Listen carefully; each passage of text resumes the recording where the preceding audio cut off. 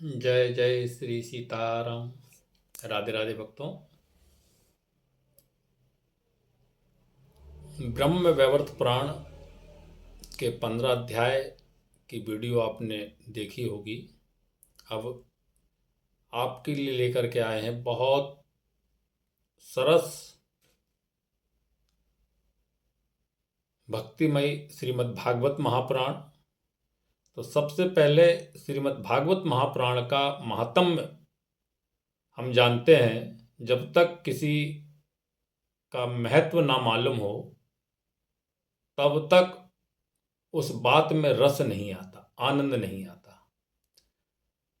भागवत महापुराण भगवान श्री कृष्ण की लीला कथाओं की व्याख्या का एक बहुत बड़ा ग्रंथ, पंचम महावेद श्रीमद् भागवत महापुराण।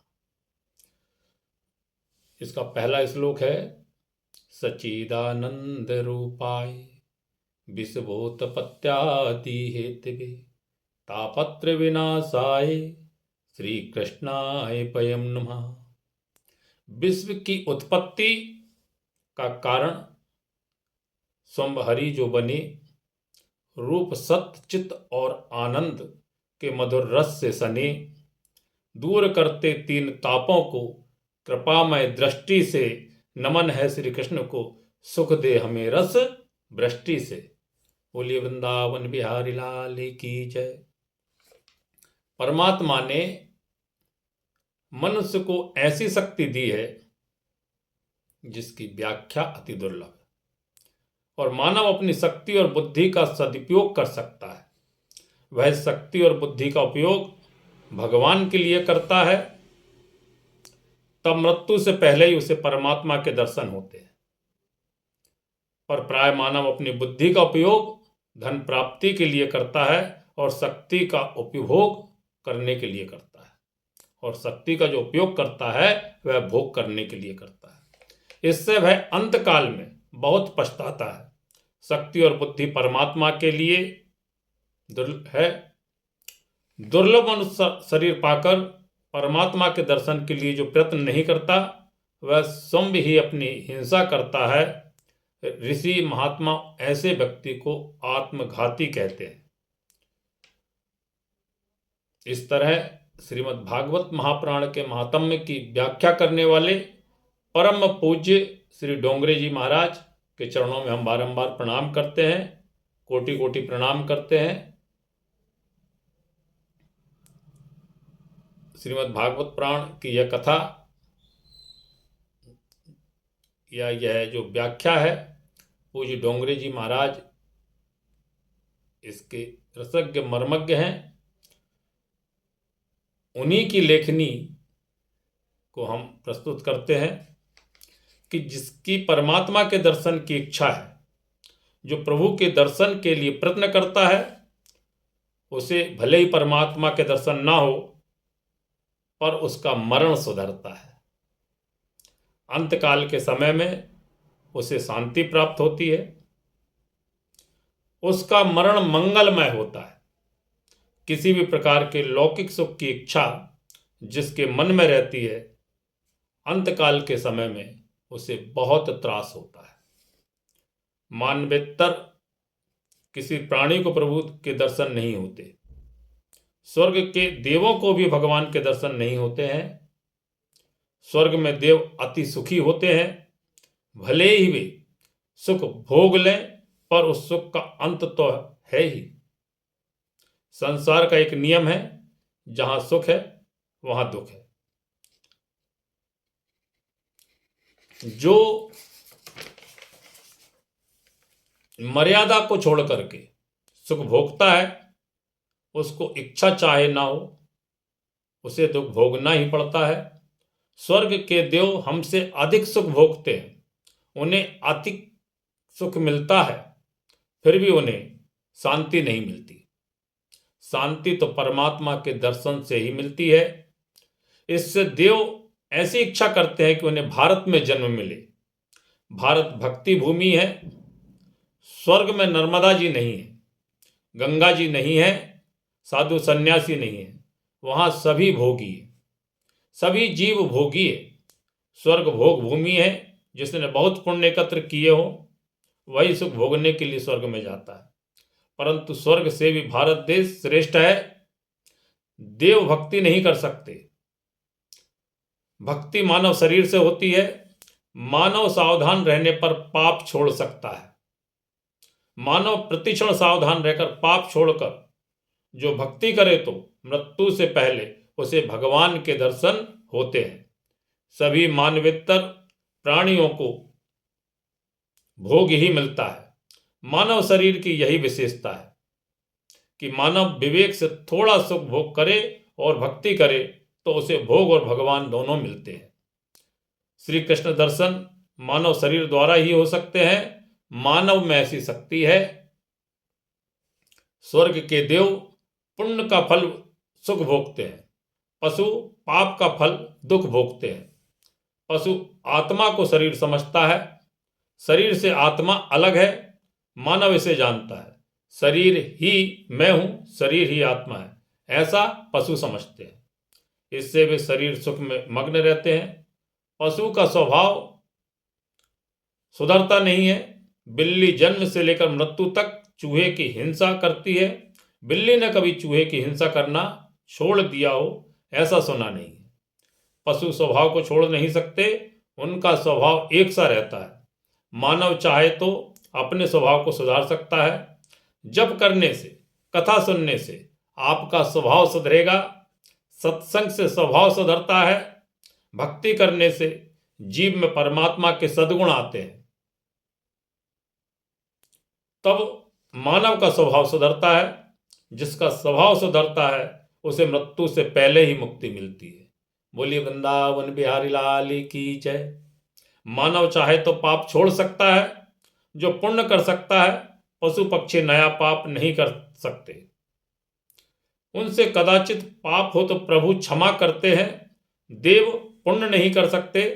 मानव चाहने पर पाप छोड़ सकता है। वह निरंतर भक्ति कर सकता है। निरंतर भक्ति करने पर भगवान के दर्शन होते हैं और परमात्मा के दर्शन से जीव कृतार्थ होता है। आपको लगता हुआ कि मंदिर में तो रोज प्रभु के दर्शन करता ही हूं मैं, पर मंदिर में प्रभु के दर्शन तो सामान्य दर्शन है। कई व्यक्तियों को मंदिर में प्रभु के दर्शन दिख पड़ते हैं, पर मंदिर के बाहर निकलने के बाद प्रभु नहीं दिखाई देते। और प्रभु जब नहीं दिखाई देते तब आंखें पाप करती है। मन बुरे विचार करने लगता है। मंदिर में भगवान की भक्ति करने वाला मानव मंदिर के बाहर पाप करता है। अनेक बार मंदिर में दर्शन करते करते भी मन बिगड़ता है। मंदिर में बहुत भीड़ हो जाने पर किसी का धक्का लग जाए तो मन अशांत हो जाता है। कईयों को तो ठाकुर जी के समक्ष ही क्रोध आ जाता है। इससे यह सिद्ध होता है कि मंदिर में प्रभु के दर्शन उत्तम दर्शन नहीं है, साधारण दर्शन है। साधारण दर्शन से शांति भी साधारण ही मिलती है। थोड़ा सोचिए, मंदिर में आपको क्या दिखाई देता है, भगवान या मूर्ति? आप मानेंगे कि प्राय मूर्ति ही दिखाई देती है। आंख को भले ही मूर्ति दिखाई दे, किंतु वैष्णव जन ऐसी भावना रखते हैं कि मूर्ति नहीं है, यह प्रत्यक्ष परमात्मा है। जिसका मन शुद्ध है उसे भावना से मंदिर में भगवान दिखाई देते हैं। ये प्रत्यक्ष साक्षात परमात्मा है। बैकुंठ के नारायण यही तो है जो मंदिर में सिंहासन पर विराजमान है। वे साक्षात प्रभु ही है। ऐसा वैष्णव जन मन में धारणा करके भगवान के दर्शन करते हैं। हृदय में भाव ना हो तो मंदिर में पत्थर की मूर्ति दिखाई देती है। वैष्णव जन मंदिर में मूर्ति के दर्शन नहीं करते, परमात्मा के दर्शन करते हैं। आप बहुत प्रेम भाव से प्रभु के दर्शन कीजिए। प्रभु के उपकार को अनुभूत करके थोड़ी स्तुति कीजिए। संकल्प कीजिए कि आज से मैंने पाप छोड़ दिए। आज से तो मैं भगवान की कथा सुनने वाला हूं। आज मैं भगवान के दर्शन करने वाला हूं। आज से मैं सत्कर्म करूंगा। अब मैं भगवान का हो गया हूं। मैं ऐसा ही बोलूंगा जो मेरे भगवान को पसंद होगा। मैं ऐसा ही कार्य करूंगा जो मेरे प्रभु को पसंद होगा। जब मानव पाप छोड़कर भक्ति का संकल्प करता है तब भगवान मन में धीरे धीरे हंसते हैं। प्रभु को आनंद होता है। आज मेरा पुत्र समझदार हो गया। पत्थर की जड़ मूर्ति कभी नहीं हंसती है। आपसे कभी पाप हो जाए तो पाप के बाद दर्शन करने पर आपको ऐसा अनुभव होगा कि आज भगवान नाराज हो गए, आज प्रसन्न नहीं है, आज मुझे देखकर हंसते भी नहीं है। भगवान दृष्टि नहीं डाल रहे हैं बल्कि उल्हाना दे रहे हैं, मानो कह रहे हो कि मेरा नाम धारण कर रखा है पर अभी तक पाप नहीं छोड़ रहे हो। पुत्र बुरा हो जाता है तो पिता को क्षोभ होता ही है।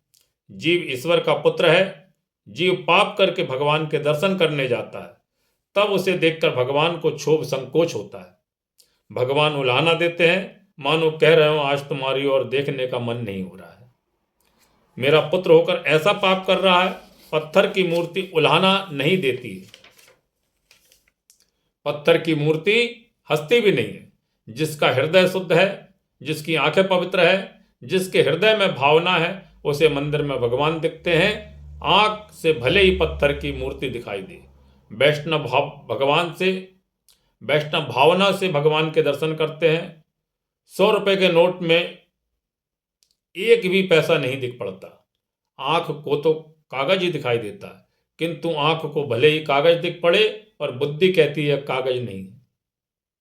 बुद्धि कहती है यह कागज नहीं है, रुपए है। वैष्णव मूर्ति के दर्शन नहीं कर रहे, भावना से प्रत्यक्ष परमात्मा और नारायण के दर्शन करते हैं। बाजार में हो तब तक वह भले ही पत्थर की मूर्ति रहेगी, पर मंदिर में विराजने पर वह साक्षात भगवान का स्वरूप ही है। लोहे की छेनी अग्नि में गर्म हो जाने पर अग्नि रूप हो जाती है।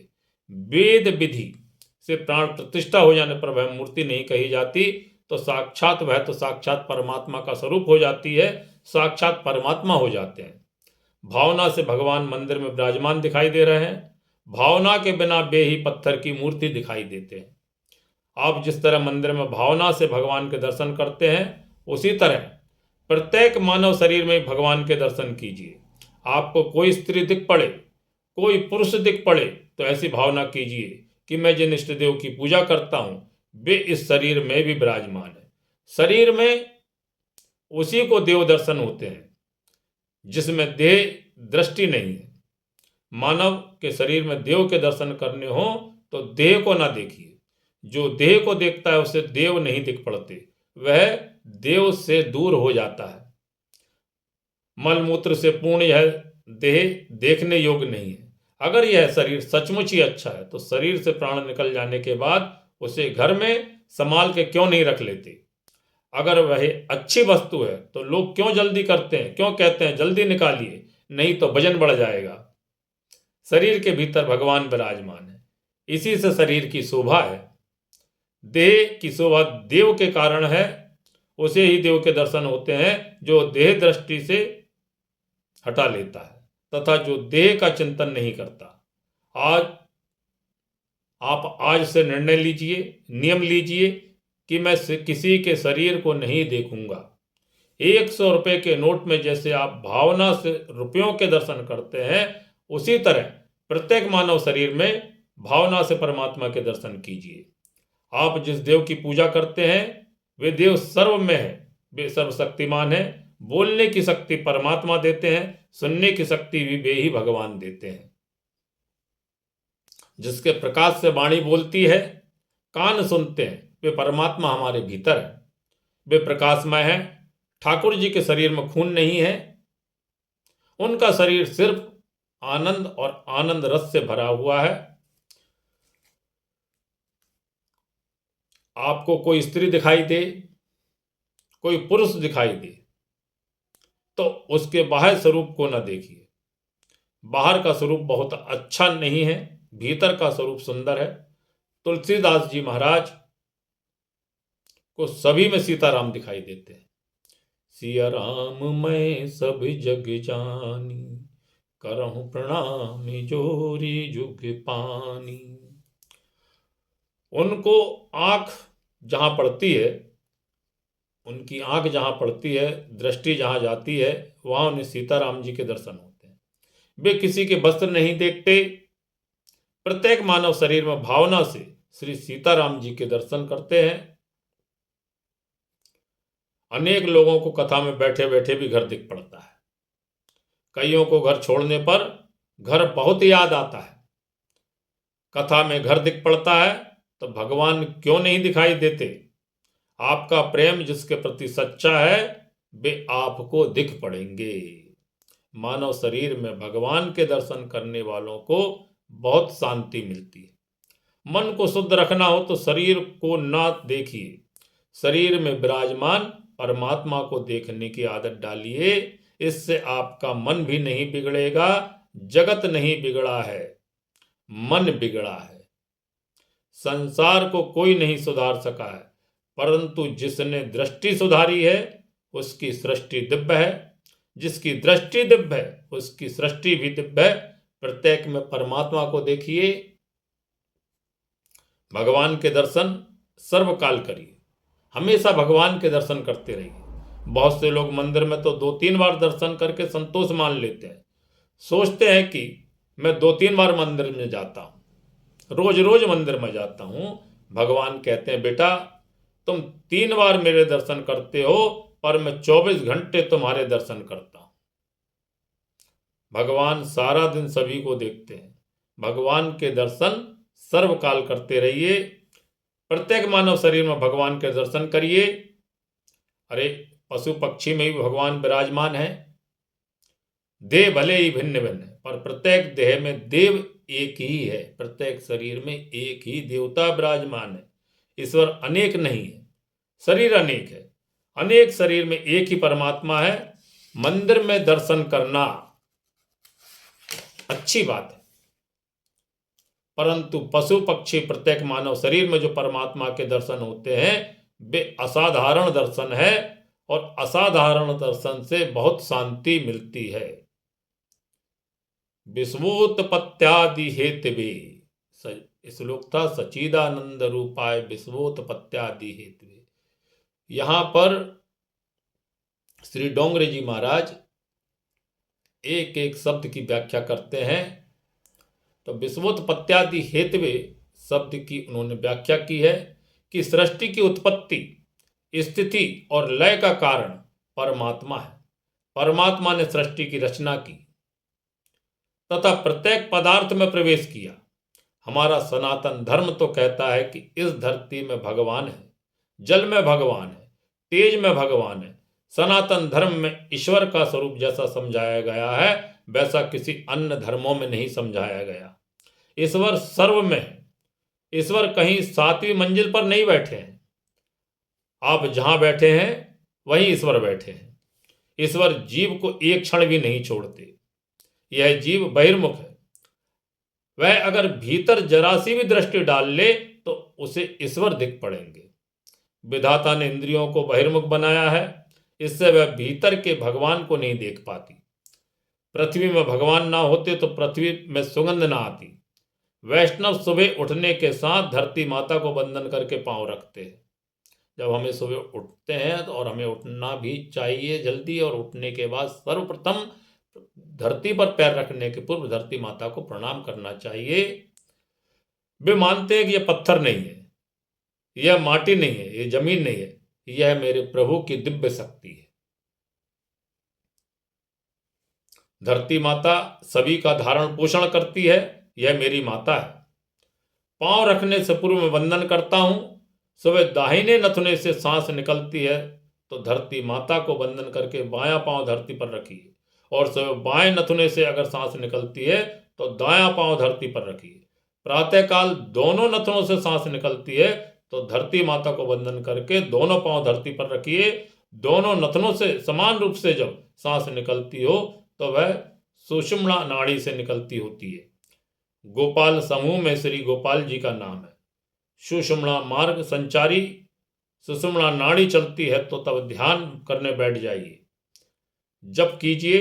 दाएं नथुने से सांस निकलती है तो वह सूर्य नाड़ी है, और बाएं नथुने से सांस निकलती है तो उसे चंद्र नाड़ी कहते हैं। पृथ्वी माता को प्रणाम करके वैष्णव पांव रखते हैं। पृथ्वी माता है, पृथ्वी की सुगंध प्रभु का स्वरूप है। अपने को प्रगतिशील मानने वाले लोगों को पृथ्वी में परमात्मा नहीं दिख पड़ते। कई लोग गुस्से में धरती पर पांव पटकते हैं। धरती माता सब सहन करती है। वह सोचती है कि मेरा पुत्र होश गंवा बैठा है, उसकी बुद्धि भ्रष्ट हुई है, वह भले ही मेरा अपमान करे, मैं उसकी रक्षा करूंगी। मानव कभी गुस्से में पैर पटकता है, पर धरती माता को कभी गुस्सा नहीं आता। कदाचित धरती माता को गुस्सा आ जाए तो हमारा सभी का अच्युतम केशवम नारायणम श्री सीताराम एक साथ हो जाएगा भाई। फिर जगत में कोई रह नहीं पाएगा। पर धरती माता तो सहन ही करती है। माता को क्रोध नहीं आता, दया आती है। धरती माता हम सभी की माता है। हमारे भारत देश में जिस तरह सभी तीर्थ है, गुजरात में श्री द्वारकानाथ विराजमान है, उसी तरह दक्षिण में श्री बालाजी महाराज विराजमान है। वेंकटेश बालाजी महाराज का स्वरूप श्री द्वारकाधीश जैसा है।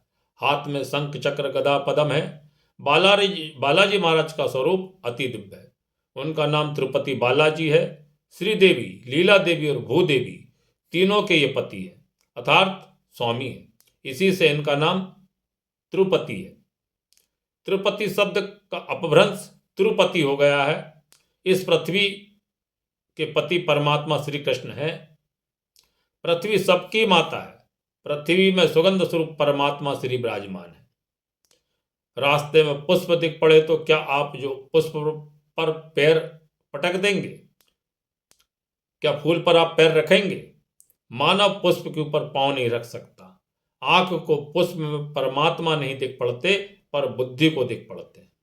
मानव की बुद्धि कहती है पुष्प में गंध स्वरूप परमात्मा विराजमान है। जल में रस स्वरूप परमात्मा की सत्ता विलासती है। इससे पानी पीने से बहुत शांति मिलती है। किसी को बहुत प्यास लगी हो और आप उसे 1000 रुपए दे दो, रुपए देंगे तो क्या उसकी शांति मिलेगी? वह कहेगा थोड़ा जल दीजिए। पानी मिलने पर ही प्यास बुझेगी। पानी में जो मिठास है वही परमात्मा श्री कृष्ण का स्वरूप है। जय श्री राधे, जय श्री कृष्णा। मेहंदी में आंख को लालिमा नहीं दिख पड़ती, और उसके कण कण में लालिमा है। उसी तरह जगत के अणु अणु में परमात्मा विराजमान है। आप सभी में भगवान के दर्शन करने की आदत डालिए। इस प्रकार एक दिन आपको अपने भीतर विराजमान परमात्मा के दर्शन होंगे। आपके भीतर भगवान है। आपका आनंद आपके भीतर ही है। जीव को आनंदमय परमात्मा का आनंद प्राप्त हो तो जीव जड़ वस्तुओं में आनंद खोजने ना जाए। आपका आनंद आपको नहीं मिलता है क्योंकि मानव को अपने स्वरूप का अनुभव नहीं है। आनंदमय परमात्मा उसके भीतर ही विराजमान है। परमात्मा के 3 स्वरूप शास्त्र में बताए गए हैं, सत, चित्त और आनंद। सत प्रकट रूप में सर्वत्र है, चित्त यानी कि ज्ञान, और आनंद अप्रकट है। जड़ वस्तु में सत है पर चित्त और आनंद नहीं है। जीव में सत और चित्त प्रकट है परंतु आनंद अप्रकट है, अव्यक्त है, गुप्त है। इस तरह आनंद हमारे भीतर है, फिर भी मनुष्य उसे बाहर खोजता है। आनंद किसी स्त्री में, किसी पुरुष में या किसी जड़ पदार्थ में नहीं है। आनंद रूप परमात्मा भीतर ही है। इसमें एक रूप बनने पर आनंद प्राप्त होता है। सत्य, चित्त और आनंद ईश्वर में परिपूर्ण है। परमात्मा परिपूर्ण सद्रूप है, परिपूर्ण चिद्रूप है और आनंदमय है। संसार का प्रत्येक पदार्थ परिणामतः विनाशी होने से परिपूर्ण नहीं होता, जबकि सत्य नित्य है।